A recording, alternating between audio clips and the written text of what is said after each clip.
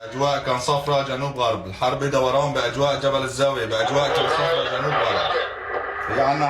There's barely enough of a lull for Abu Bakr to talk to us. سيخوي 22 ميجا 23 سيخوي 22 الثاني من حمص عملهم بنفس المكان، كافة المدن كافة البلدات الانتباه من الحربيات.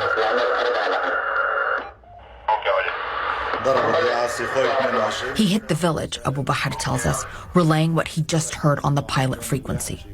Abu Bakr, a former communications officer during his Syrian military service, cobbled together this rudimentary setup to spy on the regime's radio frequencies.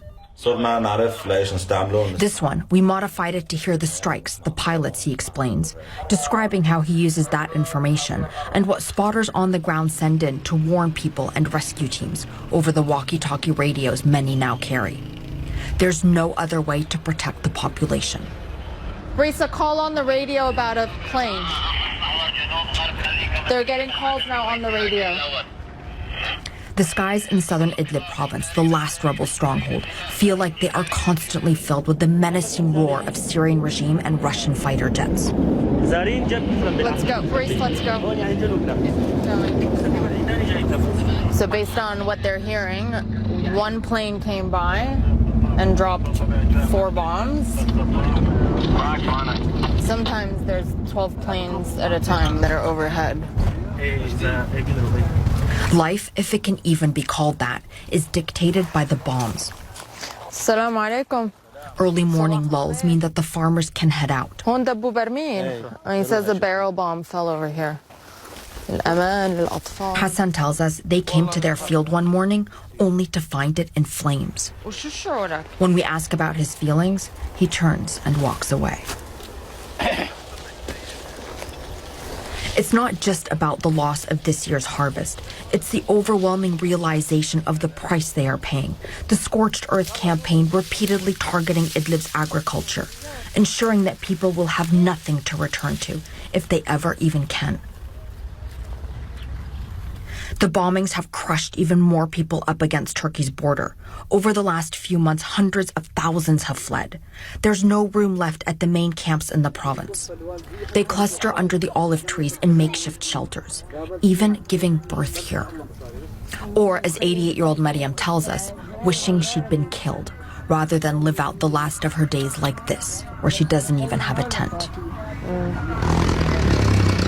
Some do venture back south to collect what they've left behind. Their towns and villages mostly abandoned, turned into the front lines. Trenches are being dug, preparations for a ground war between the regime and hardcore rebel fighters. In other towns previously bombed, shops reopen under the ruins, an act of sheer defiance or perhaps folly, as jets, despite Russian and regime denials, regularly target markets, bakeries, schools, and hospitals. Wait, there's an ambulance coming in. People wounded are rushed into this hospital, the only functioning one in the area. The strike was close by, raising fears that the hospital itself could be targeted again. It's already been hit multiple times before. Another victim from another bombing is already undergoing surgery, while others in the ICU cling to life. He just opened his eyes for the first time about 10 minutes ago, after 3 days of no response. My message is help us. That's it, Dr. Basil Al-Ahmar says. We're human beings. Rana thought she would be able to keep her children safe. They fled their home to another village, but it wasn't far enough. Her son's face etched with wounds, hers with a mother's pain too deep for words. He was pulled out from under the rubble, but 2 of her other children, they were killed. One was 9 and one was 5.5, she tells us, unable to say more. In the same room, Buthaina looks on helplessly at her son, just 4 years old, injured in the same strikes that day. Humanitarian organizations are warning Syria is on the brink of a nightmare. Those who are living it will tell you that that nightmare began a long time ago. What they're about to enter is an even darker realm, one that defies logic and imagination. Arwa Damon, CNN, Idlib province, Syria.